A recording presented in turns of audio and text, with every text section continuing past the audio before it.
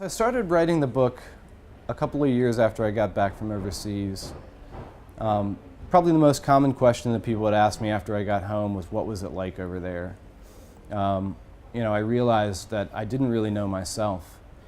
There really is no analog for war.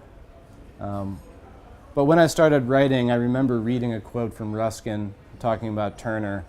And he said that most people's experience of the sea comes from standing on the shore, but that Turner had managed to paint from inside the sea.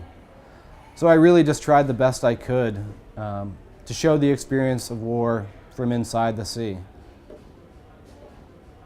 Rounds by the hundreds shook dust off the ground, the trees and buildings.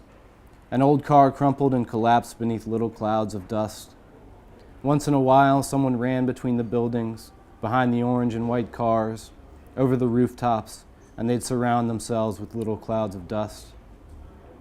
A man ran behind a low wall in a courtyard and looked around, astonished to be alive, his weapon cradled in his arms. My first instinct was to yell out to him, "You made it, buddy, keep going." But I remembered how odd it would be to say a thing like that. It was not long before the others saw him too. He looked left, then right, and the dust popped around him, and I wanted to tell everyone to stop shooting at him, to ask, what kind of men are we?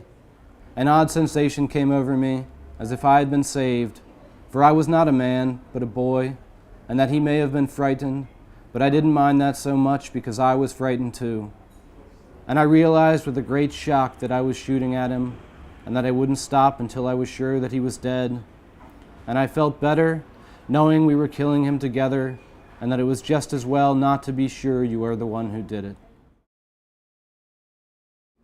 So I decided the best way to write the book would be to simply show, as best I could, the cartography of one man's consciousness, or a boy really, to show the experience of being in a war through one person's eyes.